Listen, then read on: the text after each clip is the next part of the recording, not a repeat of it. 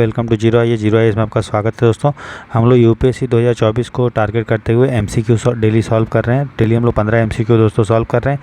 ठीक, आपको मेरे साथ एक साल कठिन परिश्रम हार्ड वर्क करना है दोस्तों, तभी जाके आपको 2024 में आपकी जीत की सुनिश्चित होगी और जीत आपका इंश्योर होगा दोस्तों। ठीक है, आपको ताकि तभी एग्ज़ाम जो है आपको आसानी से क्रैक करने में मदद मिलेगा। ठीक है, क्योंकि तैयारी हमें अभी से करना है अच्छे से। ठीक है, ये लेक्चर हिंदी इंग्लिश दोनों में आप देख रहे हैं जीरो आई चैनल। इस लेक्चर को प्रेजेंट कर रहा हूँ मैं। मेरा नाम दोस्तों राहुल बरनवाल है। मैं यूपीएससी में एक सिलेक्टेड ऑफिसर हूँ। साथ ही साथ दोस्तों इससे पहले मैंने यूपीएससी का मेंस 2020 में और यूपीपीसीएस का मेंस 2021 में दिया है दोस्तों। ठीक है, तो ऑलरेडी हम लोग 45 क्वेश्चन तक कर चुके हैं। आज हम लोग क्वेश्चन नंबर 46 से लेकर 60 तक करेंगे और ऑलरेडी मैंने इसको टेलीग्राम चैनल पर इसका PDF हिंदी इंग्लिश दोनों में और सोल्यूशन भी दे दिए हैं, तो आप उससे वहाँ से उसको पढ़ सकते हैं। ठीक है, चलिए शुरू करते हैं आज का डिस्कशन क्वेश्चन नंबर 46 से लेकर 60 तक। तो देखिए दोस्तों, ये क्वेश्चन नंबर 46 है। ठीक है, एक तरफ हमारा PDF इंग्लिश में है और दूसरी तरफ हमारा PDF जो है हिंदी में है। ठीक, तो चलिए क्वेश्चन नंबर 46 जो है पढ़ते हैं। फर्स्ट क्वेश्चन है, बोला which of the following committee of the constituent assembly were headed by the Sardar Patel. बोला इनमें से संविधान सभा के किस समितियों में से सरदार पटेल ने अध्यक्षता की थी। ठीक है, प्रोविंशियल कॉन्स्टिट्यूशन कमेटी कौन किया था दोस्तों? पटेल ने ये किया था। Advisory committee on the fundamental rights and minority and tribal and excluded area, मूल अधिकारों, अल्पसंख्यकों और जनजातियों एवं बहिष्कृत क्षेत्रों के लिए सलाहकार समिति, ये भी सरदार पटेल किए थे। ठीक है, स्टेट्स कमेटी ये किनके अंदर में था? नेहरू के अंदर में था। ठीक है, तो ये नहीं होगा, गलत होगा। ठीक है, जो देखिए अगर आ जाए यहाँ पे यूनियन पावर कमेटी तो कौन किया था? नेहरू ने। स्टेट कमेटी कौन किया था? नेहरू ने। ठीक है, इसके अलावा यूनियन कॉन्स्टिट्यूशन समिति आ जाता तो करता नेहरू, लेकिन यहाँ पे प्रांतीय संविधान समिति है, प्रोविंशियल, इसलिए पटेल। ठीक, इसके अलावा rules of procedure committee doctor Rajendra Prasad ने किया है। स्टीयरिंग कमेटी राजेंद्र प्रसाद ने। संविधान का जो ड्राफ्टिंग कमेटी था, प्रारूप समिति, उसका कौन किया था? अम्बेडकर। तो यहाँ पूछा है कौन सा करेक्ट है, तो 1 और 2 करेक्ट है, मेरा आंसर होगा ए। इसी में यूपीएससी अब क्या किया है? ऑप्शन को चेंज कर दिया। इसमें लिख दिया है ओनली 1 पेयर, सिर्फ 1 पेयर सही है। ओनली 2, सिर्फ 2 पेयर सही है, या ओनली 3 पेयर सही है। ठीक है, या नन ऑफ द अबव। तो इसमें बताइए कितने सही है? 2 है ना, 2 पेयर सही है, तो आंसर क्या होगा? Only 2 pair. इसने क्या है, बस ऑप्शन को टफ कर दिया। आपका क्वेश्चन सिंपल है, लेकिन इसने ऑप्शन टफ कर दिया तो आप एलिमिनेट नहीं कर पाएंगे कि कौन सा। लेकिन हम एलिमिनेशन आपको सिखा ही नहीं रहे, हम आपको क्या कॉन्सेप्ट के आधार पे क्वेश्चन को सॉल्व करना सिखा रहे हैं। एलिमिनेशन भी हम लोग यूज करेंगे, लेकिन जब हम ज़्यादा फोकस कर रहे हैं कॉन्सेप्ट पे, ताकि आपका जो है फाउंडेशन बहुत स्ट्रांग हो जाए। ठीक है, बस आपको मेरे साथ साल भर 1 साल प्रैक्टिस करना है दोस्तों। आशा करता हूँ आप कर रहे होंगे और विश्वास रखिए आपकी तैयारी बहुत अच्छी हो जाएगी दोस्तों। ठीक है, क्योंकि हम लोग अभी से कर रहे हैं, अभी जुलाई ही चल रहा है। हम लोग का एग्ज़ाम जो है वो 26 मई को है 2024 में, तो हमारे पास पूरा 11 महीने का टाइम है। ठीक है, तो टेंशन मत लीजिए, बस आप पढ़ते रहो। क्वेश्चन नंबर 46 बोल रहा है, India has been described as an indestructible union of destructible state. बोल रहा है भारत को विनाशी राज्यों का विनाशी संघ कहा जाता है। मतलब भारत का जो यूनियन है वो कैसा है? इनडिस्ट्रक्टिबल, मतलब हम उसको तोड़ नहीं सकते हैं, लेकिन जो राज्य है वो डिस्ट्रक्टिबल है, मतलब राज्य जो है वो उसका अरेंजमेंट हो सकता है, छोटा बड़ा कर सकते हैं। तो इस विच of the following is the most appropriate meaning of the given phrase. तो इनमें से कौन सा जो है इस वाक्यांश जो हम लोग बोले हैं विनाशी राज्य का विनाशी संघ, उसको सर्वाधिक उपयुक्त अर्थ है दोस्तों। तो इसका ये है कि स्टेट का जो इंटीग्रिटी है, ठीक है, जो क्षेत्र अखंडता है, उसको हम लोग गारंटी नहीं किया गया है। तभी तो बोला गया है कि भारत का जो राज्य है वो डिस्ट्रक्टिबल है, मतलब उसका राज्य को हम एरिया चेंज कर सकते हैं। तभी देखिए बिहार को हम लोगों ने 2 भाग में बांट के झारखंड और बिहार बनाया था। ठीक है, आंध्र प्रदेश को पहले मद्रास हुआ करता था, तो उसको आंध्र प्रदेश और जो है हम लोगों ने तमिलनाडु बनाया है ना। फिर आंध्र प्रदेश को 2 भाग में बांटा, आंध्र प्रदेश और तेलंगाना। तो आप देख रहे हो राज्य जो है टूट रहा है, लेकिन क्या इंडिया का जो मैप है इसमें उतना कोई चेंज हुआ है क्या? कोई चेंज नहीं। कोई राज्य अगर चाहेगा कि हमें यहाँ से अलग होकर दूसरा बनाएंगे तो होगा नहीं। तभी देखिए खालिस्तान का जो डिमांड है उसको भारत दबाता है। क्यों? क्योंकि भारत का जो संघ है वो कैसा है? अविनाशी है, इनडिस्ट्रक्टिबल है। क्लियर? इसलिए जो बहुत लोग बोलते हैं कि हमको गोरखालैंड अगर सेपरेट चाहिए भारत से तो नहीं मिलेगा, लेकिन भारत के अंदर अगर आपको कुछ चाहिए, अगर आपका डिमांड जेन्युइन है, लोकतांत्रिक है, तो भारत सरकार कंसीडर करेगी। लेकिन अगर आप बोलेंगे हमको भारत से अलग होना है, तब वो पॉसिबल नहीं है, क्योंकि इसका इजाज़त हमारा संविधान नहीं देता है। क्यों नहीं देता है? कि भारत जो है इनडिस्ट्रक्टिबल यूनियन है, डिस्ट्रक्टिबल स्टेट का, अविनाशी संघ है, विनाशी राज्यों का। क्लियर? इसीलिए राज्य का नाम सरकार चेंज कर सकता है, एरिया चेंज कर सकता है। इसलिए आंसर क्या होगा कि संविधान द्वारा किसी राज्य की क्षेत्रीय अखंडता की गारंटी नहीं दी गई है। ठीक है, चलिए, तो क्वेश्चन नंबर हो गया 47 हो गया आपका। अब हम क्वेश्चन नंबर 48 देखेंगे, ठीक है।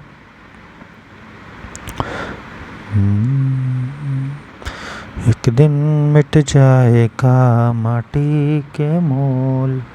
चलिए क्वेश्चन नंबर 48 देखिए। But with reference to the central bureau of investigation CBI consider the following statement. बोल रहा है केंद्रीय अन्वेषण ब्यूरो के संदर्भ में निम्नलिखित कथनों पर विचार करना है। देखिए आपको पता है कि CBI जो है इसको power Delhi special police establishment act से मिलता है। एक्ट से पावर इसको ज़रूर मिलता है, लेकिन ये स्टैट्यूटरी बॉडी नहीं है, पहली बात, ठीक। इसलिए पहला गलत होगा, पावर ज़रूर मिल रहा है लेकिन ये स्टैट्यूटरी बॉडी दोस्तों नहीं है, ठीक है। इसको 1963 में बनाए थे, इस एक्ट के तहत नहीं बनाए थे, एक्ट तो बहुत पहले बना है। ये पावर इस कानून से लेता है, ठीक है, लेकिन स्टैट्यूटरी बॉडी नहीं है क्योंकि एक्ट से नहीं बना है, ठीक है। उसके बाद है ए committee recommending the appointment of the director of CBI includes the prime minister, union home minister, chief justice of India. बोल रहा है CBI के निदेशक की नियुक्ति की अनुशंसा करने वाली समिति में प्रधानमंत्री, गृह मंत्री और भारत के मुख्य न्यायाधीश होते हैं। देखिए दोस्तों, जब भी कमेटी बनाया जाता है, ठीक है, कि CBI को डायरेक्टर को अपॉइंट करने के लिए, तो उसमें कौन कौन लोग होते हैं? उसमें होता है लीडर ऑफ अपोजिशन, ठीक है, उसमें प्रधानमंत्री और चीफ जस्टिस ऑफ इंडिया, तो 3 लोग होते हैं, प्रधानमंत्री, लीडर ऑफ अपोजिशन लोकसभा में, अब चीफ जस्टिस ऑफ इंडिया। उसमें गृह मंत्री नहीं होते हैं, तो ये हमारा गलत होगा, ठीक है। और CBI का डायरेक्टर को अपॉइंटमेंट 2 साल के लिए किया जाता है, तो दूसरा हमारा गलत है। तीसरा बोल रहा है it conducts prosecution of cases under the Lokpal and Lokayukta, तो बोल रहा है CBI जो है लोकपाल और लोकायुक्त अधिनियम 2013 के तहत मामलों के अभिनियोजन का संचालन करता है। सही बात है, कोई भी करप्शन का अगर मामला हो जो आपका लोकायुक्त लोकपाल एक्ट के अंडर में हो, तो उसको वो जो है CBI उसको देख रेख कर सकता है, ठीक है। और CBI डायरेक्टर का अपॉइंटमेंट जो है किया जाता है दोस्तों किसके सलाह पे? जो कमेटी बनती है उसके सलाह पे। समझ में आ गया ना, बहुत आसान है। तो सिर्फ कौन सा करेक्ट है? तो सिर्फ 3। अब इसी में UPSC ने ऑप्शन को चेंज कर दिया, क्वेश्चन वही है, ऑप्शन चेंज कर देगा, क्या लिखेगा? Only 1 pair, only 2 pair, only 3 pair, none of the above. तो इसमें कितने पेयर सही है? मात्र 1। आंसर क्या होगा? ओनली 1। क्लियर, समझ में आ रहा है ना?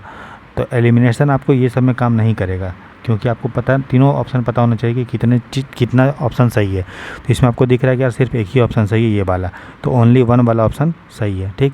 लेकिन इसमें पूछा कि कौन सा सही है, तो ओनली 3। लेकिन इसमें पूछा कि कितने, तो वो आप UPSC अगर देखोगे तो इस साल से पैटर्न जो है, पिछले साल भी कुछ क्वेश्चन चेंज किया था पैटर्न का, ऑप्शन का, लेकिन क्वेश्चन वो आसान पूछ रहा है। समझ में आ रहा है ना? तो बस आप कॉन्सेप्ट बिल्डिंग पे फोकस कीजिए। नेक्स्ट बोल रहा है consider the following statements regarding the right to education. Right to education, शिक्षा के अधिकार के संदर्भ में निम्नलिखित कथनों पर विचार करना है। बोल रहा है it places an obligation on the state to provide free and compulsory education to all children of the age of 6 to 14 years. बोल रहा है इस एक्ट के तहत जो भी बच्चे 6 से 14 साल के हैं, सभी बच्चों को फ्री एजुकेशन और कंपल्सरी एजुकेशन देगा। एकदम सही बात है, ठीक है। इसको राइट टू एजुकेशन एक्ट जो था हमारा 2000 कब था बताइए? तो 2008 या 9 के आसपास उसको हम लोगों ने चेंज किया, ठीक है। और 86 संविधान संशोधन जब 2002 में ऐड हुआ, तब हम लोगों ने संविधान में अनुच्छेद 21A आर्टिकल 21A ऐड किए, जिसके तहत सभी बच्चे जो 6 से 14 साल के उम्र के हैं उनको जो है फ्री और कंपल्सरी एजुकेशन देंगे। तो पहला सही है। बोल रहा था right is available only to citizen not to foreigners. बोल रहा यह अधिकार सिर्फ भारत के नागरिकों को उपलब्ध है, विदेशियों को नहीं। ऐसा बात नहीं है, याद रखिएगा आप। कुछ फंडामेंटल राइट जो सिर्फ और सिर्फ नागरिक को है, वो है आर्टिकल 15, 16, 19, 29 और 30। याद रख लीजिए, ये वो मौलिक अधिकार है, अनुच्छेद 15, 16, 19, 29, 30, जो सिर्फ और सिर्फ किसको है? नागरिक को है, ठीक है। तो आर्टिकल जो राइट टू एजुकेशन है वो आर्टिकल 21A में है, ठीक है। तो 21A जो है इसमें है नहीं है, क्योंकि आर्टिकल 15, 16, 19, 29, 30 बस यही सिर्फ नागरिक को अवेलेबल है, बाकी जितने भी हैं वो दोनों के लिए। इसलिए अनुच्छेद 21A जो है सिटीजन के लिए भी है और फॉरेनर के लिए भी है, लेकिन इसमें बोल रहा है विदेशियों को नहीं है, तो इसलिए ये गलत होगा। हमें पूछा कौन करेक्ट है, तो आंसर क्या होगा? 1 ओनली, ठीक है। और इसी ऑप्शन को अगर टफ कर देगा तो UPSC बोलेगा कितना पेयर सही है, तो सिर्फ 1 पेयर सही है, ठीक है। तो ऐसे समझिए। क्वेश्चन नंबर 50 देखो आप। With reference to democracy consider the following statement. क्या पूछा है? Correct statement. सबसे पहले आप गोला यहीं पे कर लीजिए, सही है। पूरा डेमोक्रेसी के संदर्भ में कौन सा कथन सही है? बोल रहा है all democracy which hold election are democratic politics. बोला जितने भी देश जो इलेक्शन होल्ड करते हैं वो डेमोक्रेटिक है। ऐसा बताइए, बहुत सारा ऐसा देश है जहाँ पे इलेक्शन तो होता है, लेकिन इलेक्शन जो है स्वतंत्र रूप से नहीं होता है। चुनाव आप स्वतंत्र रूप से नहीं लड़ सकते, सबको वोट देने का अधिकार नहीं है।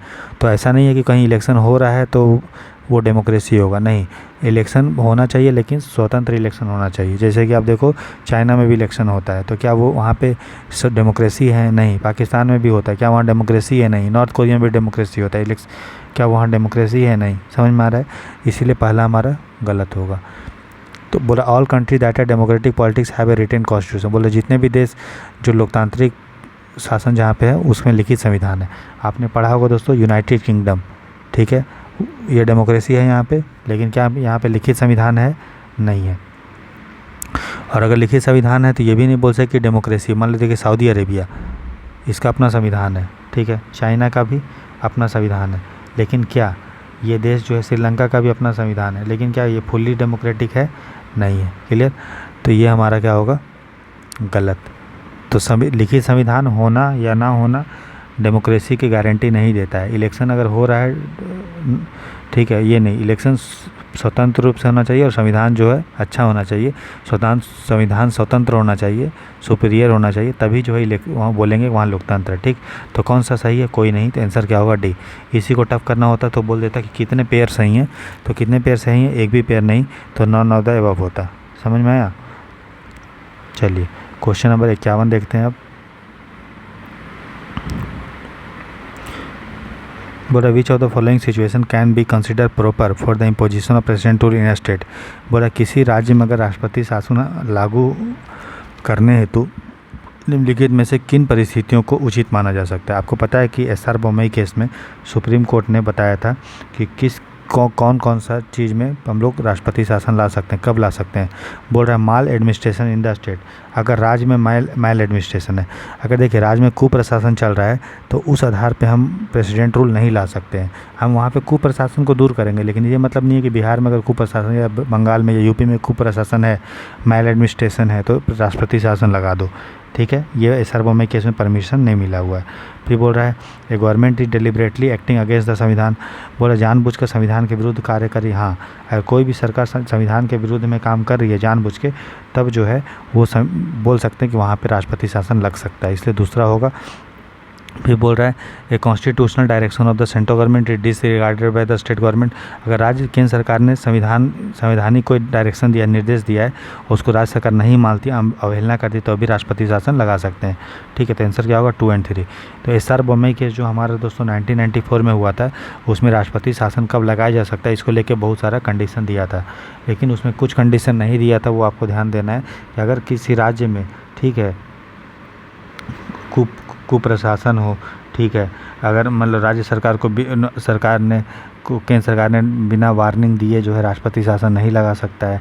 तो इस केस में ऐसा नहीं है कि थोड़े थोड़े चीज़ के लिए राष्ट्रपति शासन लगा दो। क्लियर? ऐसा बोला गया है राष्ट्रपति एसआर बोमई केस में। तो कौन सा करेक्ट था? तो 2 और 3। ठीक है, तो याद रखिएगा 2 और 3। ठीक है, अच्छा, इसका डिटेल सॉल्यूशन और अच्छे से जो है मैंने आपको सॉल्यूशन दे दिया है, तो वहाँ से आप उसको पढ़ सकते हैं। ठीक, अगला देखिए, बोल रहा है as the chief law officer of the government in state the duty of the advocate general of India. तो आपको पता है कि हर राज्य में दोस्तों एडवोकेट जनरल होता है। ठीक है, जो अगर कोई मान लीजिए आपको बिहार हाई कोर्ट के बिहार गवर्नमेंट के अगेंस्ट में आप कोई केस हुआ, तो बिहार गवर्नमेंट की तरफ से कौन आएगा कोर्ट में? तो वो आएगा एडवोकेट जनरल। ठीक है, तो एडवोकेट जनरल जो होता है दोस्तों, वो राज्य सरकार का मुख्य विधि अधिकारी होता है। ठीक, तो ये बोल रहा है इसका क्या क्या फंक्शन है। बोल रहा है to give advice to the government of state upon legal matters which are refer to him by the governor. बोल रहा है गवर्नर अगर कोई भी मैटर को अगर बताता है, ठीक है, रिफ़र करता है, तो राज्य सरकार को वो सलाह देगा। तो सही बात है। अब ये एक वकील टाइप का होता है, तो और किसका वकील है? सरकार का, तो सरकार को सलाह देगा। तो पहला ऑप्शन सही है कि राज्य सरकार को विधि संबंधी ऐसे विषयों पर सलाह प्रदान करना राज्यपाल द्वारा संदर्भित किया गया है। फिर है to perform such duties of a legal character that assign to him by the governor. ये भी सही बात है। और भी ऐसे कर्तव्य को निर्वहन करता है जो राज्यपाल उसको सौंप सकता है। ठीक है, अगला है to mediate in a dispute between centre and state in order to bring about an agreement और कंसिलिएशन। बोला समझौते या सुलह है तो केंद्र और राज्य के बीच में मध्यस्थता करना नहीं दोस्तों। और केंद्र और राज्य के बीच में अगर लड़ाई होता है तो मध्यस्थता करने के लिए हमारे पास इंटर स्टेट काउंसिल है, अंतर राज्य परिषद है, ना कि इसका कोई रोल नहीं है। बस ये एक वकील टाइप का होता है जो अगर कोई केस होता है राज्य सरकार के विरोध में तो वो जाके कोर्ट में रिप्रेजेंट करता है, ठीक है, और सरकार को कानूनी सलाह देता है। तो तीसरा गलत होगा। चौथा है हमारा to give advice to the governor to make rules for the smooth transaction of business in judicial body of the state. राज्य के न्यायिक निकायों में कार्रवाई के व्यवस्थित संचालन हेतु नियम बनाने के लिए राज्यपाल को परामर्श प्रदान करता है। ये भी दोस्तों इसका काम नहीं है, इसका काम है ऑलरेडी मैंने आपको बता दिया, ठीक है ना। तो ये गलत होगा। तो आंसर जो सही है वो पहला और दूसरा सही है, करेक्ट पूछा है हमें। तो कौन सा सही है? सिर्फ पहला दूसरा। अब इसी को टफ करना होता तो यूपीएससी पूछता कितने पेयर सही है, 1 पेयर की, 2 पेयर की, 3 पेयर की, 4 पेयर। तो कितने पेयर सही है? 2 पेयर। तो आंसर क्या होगा? 2 पेयर ओनली, ठीक है। तो ऑप्शन यूपीएससी ने टफ किया है, याद रखिएगा। क्वेश्चन टफ नहीं है, ठीक है। आप एलिमिनेट नहीं कर पाएंगे, लेकिन हमें एलिमिनेट करना भी, हमें तो नॉलेज के आधार पे सॉल्व करना है और कुछ लॉजिक वॉजिक लगा के, ठीक है। एलिमिनेशन तुक्का मार के सॉल्व नहीं करना है, जो पहले काम आता था अब नहीं होगा वो, ठीक। चलिए क्वेश्चन नंबर 52 आप समझ गए। तो ये जो हमारा एडवोकेट जनरल होता है दोस्तों, वो जो विधानसभा होता है, ठीक है, उसको वहाँ पे बोलने का आज़ादी होता है, ठीक है, लेकिन वोटिंग का अधिकार उसको नहीं होता क्योंकि वो उसका सदस्य नहीं होता है, ठीक। चलिए क्वेश्चन नंबर आप 53 देखते हैं। बोल रहा है which of the following amounts to the violation of the any of the fundamental duties enshrined in the constitution. बोला निम्नलिखित में से कौन से संविधान में से निम्नलिखित मूल कर्तव्य का उल्लंघन को दर्शाता है। मतलब कहने का तात्पर्य ये है कि इनमें से कौन सा मौलिक कर्तव्य है, अगर उसको आप तोड़ते हैं तो संविधान मूल कर्तव्य का उल्लंघन होगा। तो इनमें से आपको जानना है कि इनमें से कौन सा मौलिक कर्तव्य है। बोला not casting vote in an election, चुनाव में मतदान नहीं करना। ये बताइए चुनाव में मतदान करना आपका मौलिक कर्तव्य है, मूल कर्तव्य है? नहीं है। इसीलिए अगर इसको आप इलेक्शन में आप वोट नहीं कर रहे हैं तो आपका फंडामेंटल राइट का वायलेशन नहीं होगा। इसलिए पहला हमारा गलत है, समझ में आया। उसके बाद बोल रहा है encouraging enmity between different section of people on ground of language और रिलीजन। बोल रहा भाषा या धर्म के आधार पर विभिन्न वर्गों के लोगों के मध्य शत्रुता को बढ़ावा देना, ठीक है। तो सही बात है, अगर धर्म के विरुद्ध में शत्रुता को बढ़ावा देते हैं तो उससे जो है ये आपका मौलिक कर्तव्य है, इसीलिए आप इसको बढ़ावा दे रहे हैं। तो आपका मौलिक कर्तव्य क्या है कि शत्रुता को बढ़ावा नहीं देना, और अगर आप बढ़ावा दे रहे हैं तो आपका वो उल्लंघन माना जाएगा मौलिक कर्तव्य का, इसलिए हमारा ये होगा। अगला बोल रहा है trade in rare and endangered species. तो देखिए जो स्पीसीज है दोस्तों दुर्लभ और लुप्त प्राय, उनको बचाना हम लोग का कर्तव्य है, मौलिक कर्तव्य। अगर आप उसमें व्यापार कर रहे हैं तो ये माना जाएगा कि आप मौलिक अधिकार का दुरुपयोग कर रहे हैं, हनन हो रहा है, ठीक। तो मौलिक कर्तव्य का, ठीक है। तो ये आप हमारा होगा। तो आंसर जो होगा दोस्तों कौन सा करेक्ट है? तो 2 और 3, क्लियर। तो 53 का आंसर होगा 2 और 3, ठीक है। तो मस्ती से आराम से पढ़ते रहिए, गाना गुनगुनाते हुए, ताकि माइंड भी आपका रिफ्रेश रहे, और टेंशन नहीं लीजिए। बस साल भर अच्छे से मन लगा के पूरा फोकस होकर पढ़िए दोस्तों। बोल रहा who among the following do not hold office during the pleasure of the president. समझ गए दोस्तों? दिल चीज क्या है आप मेरी। तो देखिए बोला do not hold office during the pleasure of president. बोला इनमें से कौन सा ऑफिस जो है राष्ट्रपति के प्रसाद पर्यंत धारण नहीं किया जा सकता। मतलब कहने का तात्पर्य है कि इसको राष्ट्रपति अपने द्वारा हटा सकता है, बिना जो है कोई उसको मतलब सुरक्षा का प्रदान किया। मतलब इनमें से बोल रहा है कौन से पोस्ट में सुरक्षा प्रदान नहीं किया गया है। अगर मान लीजिए अटॉर्नी जनरल को हटाना है तो ये बताइए जो महान्यायवादी है उसको हटाने के लिए कोई भी प्रोसेस नहीं है, राष्ट्रपति उसको अपने से हटा सकता है, ठीक है। मतलब हटाएगा तो सरकार ही, लेकिन सरकार बोलेगा राष्ट्रपति को, राष्ट्रपति हटा देगा। मतलब संविधान में कोई प्रोसेस नहीं है कि किस तरह से हटाया जाता है, ठीक। इसीलिए ये जो होता है वो राष्ट्रपति के प्रसाद पर्यंत मतलब प्लेजर ऑफ द प्रेसिडेंट में होल्ड करता हो फिर अटॉर्नी जनरल। इसलिए हमारा ये आंसर नहीं होगा, क्योंकि इसमें बोल रहा है ये जो है धारण करता है, लेकिन इसमें बोल रहा है धारण नहीं किया जाता है, ठीक। अगला बोल रहा है सीएजी। तो देखिए जब नियंत्रक महालेखाकार को सुप्रीम कोर्ट के जज के तरह हटाते हैं, ठीक है, इसलिए हमारा अच्छा 1 मिनट रुकिए। तो सीएजी को जो हटाते हैं दोस्तों सुप्रीम कोर्ट के जज के तरह हटाते हैं। मतलब राष्ट्रपति अपने मन से सरकार के सलाह से नहीं हटा सकता। इसलिए हमारा इसलिए हमारा क्या बोल रहे हैं ये होगा, है ना, क्योंकि कौन सा बोल रहा है धारण नहीं कर रहा है, तो ये धारण नहीं कर रहा है। फिर बोल रहा है मेंबर ऑफ़ यूपीएससी, तो उसी तरह देखिए यूपीएससी के अगर सदस्य मेंबर्स को हटाना है दोस्तों, ठीक है, तो ऐसे ही उसको नहीं हटा सकता है, ठीक है। उसके लिए उसका वो कंडीशन है कि इंसॉल्वेंट होना चाहिए, ठीक है, ऑफिस ऑफ प्रॉफिट होल्ड नहीं करना चाहिए, ठीक है। और अगर हटाया ना है तो उस मैटर को सुप्रीम कोर्ट के पास जाएगा, फिर सुप्रीम कोर्ट डिसाइड करेगा कि उसके विरोध में जो चार्ज लगाया गया है, आरोप लगाया, वो सही है गलत है, मतलब राष्ट्रपति उसको नहीं हटा सकता अपने मन से। फिर चीफ इलेक्शन कमिश्नर, इसको तो सुप्रीम कोर्ट के जज के तरह हटाते हैं, तो ये भी नहीं होगा। तो आंसर क्या होगा 2 and 2 3 4, समझ में आया। तो सही उत्तर क्या है 2 3 4। इसी को टफ करना होता तो क्या लिख देता, only 1 pair, 2 pair, 3 pair, 4 pair. तो कितने पेयर सही है 3 पेयर, तो ये होगा। तो आप एलिमिनेट नहीं कर पाएंगे, लेकिन अगर आप क्वेश्चन पढ़ लिए हैं तो आपको पता चल जाएगा कितने ऑप्शन इसमें सही है।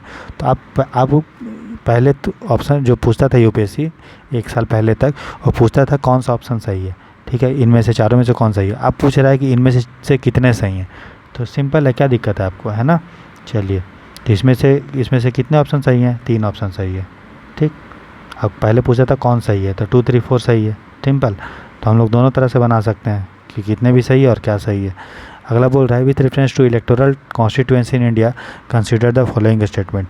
बोल रहा है भारत में निर्वाचन क्षेत्रों के संदर्भ में विचार करना है। इलेक्टोरल कॉन्स्टिट्यूएंसी बोल रहा है the boundary of Lok Sabha constituencies are same as district boundary. बोल रहा है लोकसभा निर्वाचन क्षेत्रों की जो सीमाएं होती है वो जिलों की सीमाओं के समान होती है। ऐसा बात नहीं है, कोई भी एरिया का निर्वाचन क्षेत्र का जो भी एरिया होगा उसका सीमा डिसाइड करने के लिए हमारे पास डिलिमिटेशन कमीशन है, ठीक है कि नहीं। डिलिमिटेशन कमीशन है, वो डिसाइड करता है। और आप देखे होंगे कि एक ज़िला में कभी कभी 1-2 कॉन्स्टिट्यूंसी हो सकता है, या कभी 2 ज़िला छोटा छोटा को मिला के एक हो सकता है। तो कोई लिंक नहीं है कि जो निर्वाचन क्षेत्र का सीमा होगा और ज़िले का सीमा से, ठीक, समान हो भी सकता है, नहीं भी हो सकता है। बोल रहा है there are many Lok Sabha constituency in one assembly constituency of each state. बोल रहा है प्रत्येक राज्य के एक विधानसभा निर्वाचन क्षेत्र के अंतर्गत कई लोकसभा निर्वाचन क्षेत्र आते हैं। ये गलत है दोस्तों, ठीक है। एक विधानसभा क्षेत्र में आपको एक ही निर्वाचन क्षेत्र आएगा, ऐसा नहीं कि बहुत सारे निर्वाचन क्षेत्र आएगा, याद रखिएगा। तो ये भी गलत है, ठीक। तो कौन सा सही है दोस्तों, ना तो 1 ना तो 2, क्लियर। आगे देखते हैं क्वेश्चन नंबर 56। क्वेश्चन नंबर 56 में दोस्तों बोल रहे which of the following can not be considered as an advantage of democratic system of governance. निम्नलिखित में से किसी शासन की लोकतांत्रिक प्रणाली का लाभ नहीं माना जाता है। मतलब बोल रहा है इनमें से कौन सा चीज़ जो है डेमोक्रेसी का फ़ायदा है, बस यही हमको जानना है। बोल रहा है it improves the quality of decision making. तो सही बात है, जो लोकतंत्र होता है उसमें बहुत सारे लोग मिल के जो है डिसीजन लेते हैं, ठीक है। जैसे आप देखिए कानून भी बनता है तो बहुत डिस्कशन होता है। हमारे पास काउंसिल ऑफ मिनिस्टर है जिसका ग्रुप है वो डिसाइड करता है, ना कि पीएम अपने मन से करता है। तो ये हमारा लाभ है, इसलिए ये ऑप्शन नहीं होगा, क्योंकि इसमें पूछा कौन सा लाभ नहीं है। फिर बोला it adds in dealing with differences and assist in conflict resolution. बोला डेमोक्रेसी के द्वारा मतभेदों से निपटने तथा संघर्ष के समाधान में सहायता होता है। सही बात है, डेमोक्रेसी है तभी तो किसान का जो भी 3 कानून जो था उससे कुछ भी डिस्प्यूट था, उस पर कुछ मतभेद था तो सरकार ने सुना, तो वो डेमोक्रेसी था। तभी डेमोक्रेसी नहीं रहता चाइना के टाइप बोलता कि नहीं लागू करो। बोला it enhances the dignity of the citizen. सही बात है, लोकतंत्र में ही लोगों के अधिकार को प्रोटेक्ट करते हैं तो नागरिकों की गरिमा को बढ़ाया जाता है। जैसे हम लोग देखिए, हम लोग भेदभाव नहीं कर सकते हैं, है ना, क्योंकि इससे जो है उसका गरिमा ख़राब होगा। बात समझ में आ रहा है। तो लोकतंत्र है तभी, इसलिए हमारा ये भी ऑप्शन नहीं होगा क्योंकि लाभ है ये। अगला बोल रहा है it invariably leads to absolute rule of the majority. देखिए बोला यह निरपराध रूप से बहुमत के निरंकुश शासन की ओर अग्रसित करता है। ऐसा बात नहीं।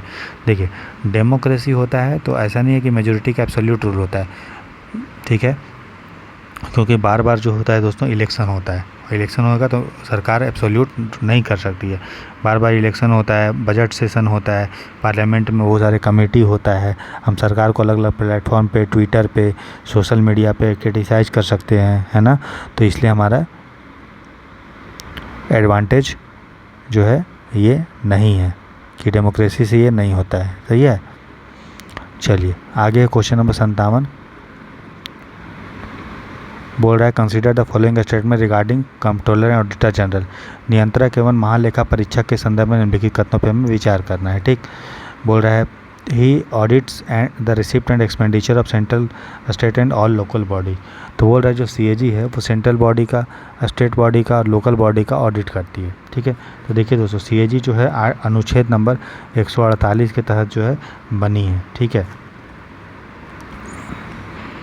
तो देखिए दोस्तों, सीएजी जो है सभी राज्य का तो करती है ऑडिट, सेंटर का भी करती है, लेकिन सभी लोकल बॉडी का नहीं करती है, कुछ लोकल बॉडी का करती है। ठीक है, तो सभी स्थानीय निकाय का नहीं करती है, कुछ लोगों का करती है जिसको उसको परमिशन मिला होगा। क्लियर? क्योंकि हमारे पास सीएजी एक्ट है 1971, तो उसके तहत सेंटर का, स्टेट का करती है, और कुछ राज्य का, कुछ लोकल बॉडी का भी करती है, अगर उसको जो है उस एक्ट में पावर मिला है तब, सबका नहीं। इसलिए पहला गलत होगा, क्योंकि सभी का नहीं करेगी। हाँ, सभी राज्य का करेगी और केंद्र का तो करेगी, लेकिन सभी लोकल बॉडी का नहीं करती। पूरा ही certification regarding the net proceed of any tax और ड्यूटीज फाइनल। बोल रहा है सीएजी किसी भी कर या शुल्क के निवल आगम प्राप्त राशि के संबंध में उसका प्रमाणीकरण अंतिम है। कहने का तात्पर्य ये है कि सेंट्रल गवर्नमेंट को कितना पैसा मिला है और राज्य सरकार को कितना पैसा टैक्स से मिला है। तो अगर सीएजी बोल देगा कि सेंट्रल गवर्नमेंट को 1 लाख करोड़ मिला है, राज्य सरकार को 10,000 करोड़ मिला है, तो सीएजी जो भी बोल देगा टैक्स से रिलेटेड कि कितना पैसा किसको कितना मिला है, तो वो उसका निर्णय अंतिम होगा। ठीक है, फाइनल होगा। तो ये सही है। तो कौन सा सही है बताइए? तो 2 ओनली। क्लियर? चलिए क्वेश्चन नंबर 58 देखते हैं। बोल रहा है in order to set free an arrested person if the manner or grounds of arrest are not lawful, which of the following writs is the court likely to issue? बोला यदि किसी व्यक्ति की गिरफ्तारी के तरीके या आधार कानूनी तौर पर वैध नहीं है, मतलब गलत है, तो उसको रिहा करने के लिए न्यायालय निम्नलिखित में से कौन सा रिट जारी कर सकता है? देखिए, आपने पढ़ा होगा 5 रिट के बारे में। कौन कौन सा? हैबियस कॉर्पस, जिसमें किसी व्यक्ति को अगर इलीगल तरीका से अरेस्ट कर सकते हैं तो आप उसको फ्री करने के लिए सुप्रीम कोर्ट, हाई कोर्ट जा सकते हैं। तो यही यहाँ पे पूछा है, पहला सही होगा। बंद प्रत्यक्षीकरण बोलते हैं। सर्टियोररी में क्या होता है? सबसे पहले मैंडेमस क्या होता है? मैंडेमस मतलब कोई भी व्यक्ति अगर अपना ऑफिशियल ड्यूटी नहीं कर रहा है, गवर्नमेंट ड्यूटी, तो सरकार उसको मतलब जो कोर्ट है उसको रिट जारी करके परमादेश दे सकती है कि आप ये काम करो जो आपका करना है। प्रोहिबिशन मतलब कोई भी कोर्ट या जुडिशरी जो है अपना अगर पावर को एक्सीड मतलब आगे करता है जो उसका अधिकार में नहीं है, तो कोर्ट उसको जारी कर सकता है कि रिट जारी कर सकता है प्रोहिबिशन कि आप रुक जाओ, अभी आप ये चीज़ मत करो क्योंकि ये आपके दायरे के बाहर है। ठीक है, और जो चीज़ दायरे के बाहर है उसको सरकार जो है मतलब उसको जो कोर्ट है अपने खुद सुनने जब लगता है तो उसको हम लोग सर्टियोररी बोलते हैं, उत्प्रेषण बोलते हैं। यहाँ पे जो ऑप्शन होगा वो 58 का ये होगा। ठीक है, जो किसी एक व्यक्ति को अगर इलीगल तरीक़े से अरेस्ट किया जाता है तो कोर्ट जो है हैबियस कॉर्पस बंद प्रत्यक्षीकरण जारी कर सकता है, और इसका मतलब होता है कि उस व्यक्ति को जिसको बंदी बनाया गया उसको मेरे सामने मतलब कोर्ट के सामने प्रोड्यूस किया जाए। ठीक है, तो 58 का आंसर होगा ए। आगे देखिए क्वेश्चन नंबर 59 है। बोल रहा है doctrine of basic structure limits the power of each of the following. आपको पता है मूल ढांचे का सिद्धांत निम्नलिखित में से किसकी शक्ति को सीमित करता है? मूल ढांचे का सिद्धांत 24 अप्रैल 1973 के बाद केशवानंद भारती केस में लाया था, जिसमें सुप्रीम कोर्ट ने ये बोला कि पार्लियामेंट जो है संविधान के किसी भी पार्ट को चेंज कर सकता है, लेकिन बेसिक स्ट्रक्चर जो है उसको चेंज नहीं कर सकता। मतलब संविधान का जो मूल ढांचा है, जैसे धर्मनिरपेक्षता, सेक्युलरिज्म है, डेमोक्रेसी है, फेडरलिज्म है, ठीक है, वो सबको हम चेंज नहीं कर सकते हैं। ठीक है, तो किसके डॉक्ट्रिन ऑफ बेसिक स्ट्रक्चर जो है मूल ढांचे का सिद्धांत किसकी शक्ति को सीमित करता है? पार्लियामेंट की शक्ति को। ठीक है, तो 59 का आंसर क्या हो गया? डी। ठीक है, और क्वेश्चन नंबर देखते हैं फिर 60, आज का लास्ट क्वेश्चन है क्योंकि डेली हम लोग 15 क्वेश्चन करेंगे दोस्तों। और with reference to finance commission consider the following statements. देखिए, फाइनेंस कमीशन आपको पता है अनुच्छेद नंबर 280 के तहत बना था। ठीक है, तो केंद्र और के सेंट्रल गवर्नमेंट राज्य सरकार को कितना पैसा देगा ये डिसाइड करता है कौन? फाइनेंस कमीशन, जो एक सलाह के रूप में काम करता है। मतलब एक कुछ चीज़ ये डिसाइड कर रहा है। जब कोई भी चीज़ वो डिसाइड करता है तो वो जो है अर्ध न्यायिक संस्था जो है, क्वासी जुडिशियल बॉडी दोस्तों होता है। समझ में आ रहा है इतना? तो पहला सही है कि यह भारत सरकार के राष्ट्रपति द्वारा गठित एक अर्ध न्यायिक संवैधानिक निकाय है। It is a quasi judicial constitutional body which is constituted by the president of India. सही बात है। इसका जो चेयरमैन होता है दोस्तों, ठीक है, उसको अपॉइंट कौन करता है? राष्ट्रपति करता है। और कंडीशन है कि जो चेयरमैन होगा, ठीक है, उसको पब्लिक अफेयर का, लोक मामलों का जानकारी होना चाहिए। किसका? पब्लिक अफेयर्स का। और जो फाइनेंस कमीशन में होता है एक चेयरमैन होता है और 4 और लोग भी होते हैं। तो उनमें से जो सदस्य होते हैं उनको किसी को जो है जानकारी होना चाहिए वित्त मामलों का, किसी को इकोनॉमी का, किसी को फाइनेंस का, और कोई हाई कोर्ट के जज के बराबर उसका क्वालिटी जो दोस्तों रहना चाहिए। ठीक है, मतलब क्वालिफिकेशन। और चेयरमैन जो रहना चाहिए वो पब्लिक अफेयर का रहना चाहिए। ठीक है, और एक बार अगर कोई सदस्य या चेयरमैन बन जाएगा तो दोबारा भी बन सकता है। ठीक है, तो इतना चीज़ इससे जानना ज़रूरी है। तो पहला सही है। दूसरा बोला the chairman of the commission should be person having special knowledge economics. मैंने बताया कि सदस्य को जो 4 हैं उनमें से एक सदस्य को इकोनॉमिक्स का नॉलेज होना चाहिए, दूसरे को पब्लिक अकाउंट का होना चाहिए, तीसरे को जो है इकोनॉमिक्स का होना चाहिए और चौथे को हाई कोर्ट के जज के बराबर जो है क्वालिफिकेशन होना चाहिए। लेकिन जो इसका चेयरमैन है उसको पब्लिक अफेयर्स, लोक मामलों का जानकारी होना चाहिए, ना कि इकोनॉमिक्स का। इसलिए दूसरा हमारा गलत है। क्लियर? क्यों गलत है बता दिया मैं। बोल रहा था members are not eligible for appointment. ऐसा बात नहीं है, चाहे वो सदस्य हो या अध्यक्ष हो, उनका दोबारा अपॉइंटमेंट हो सकता है। ठीक, तो इसलिए हमारा ये भी गलत है। पूछा है कौन सा सही नहीं है, कौन सा गलत है, तो किसमें गलत का मार्क्स है 2 और 3, तो आंसर क्या होगा बी। इसी में यूपीएससी अगर ऑप्शन को आप चेंज कर देगा, बोल देगा कौन कितने का पेयर गलत नहीं है, सही नहीं है, तो 1 पेयर, तो आंसर क्या होगा ओनली 1 पेयर। ठीक है, तो इसमें आप एलिमिनेट नहीं कर पाएंगे। लेकिन आपको एलिमिनेशन मैं नहीं सिखा रहा हूँ, कॉन्सेप्ट बिल्डिंग सिखा रहा हूँ दोस्तों। ठीक है, इसी तरह आप पढ़ते रहिए। चैनल पर नए हैं तो लाइक शेयर सब्सक्राइब कीजिए और नोटिफिकेशन ऑन कर दीजिए और बेल आइकन को प्रेस कर दीजिए, ताकि जब भी मैं वीडियो आपको डेली जो बेसिस पे आ रहा है उसका नोटिफिकेशन आपको मिल जाए और आसानी से आप जो है तो क्वेश्चन को प्रैक्टिस करें दोस्तों। ठीक है, इसका PDF आपको टेलीग्राम चैनल पर मिल जाएगा, उसको आप ज्वाइन कर सकते हैं। उसका लिंक मैं इस वीडियो के डिस्क्रिप्शन बॉक्स में और कमेंट सेक्शन में दोस्तों डाल दूँगा। तब तक के लिए अपना ख्याल रखिए। God bless you, take care, bye bye.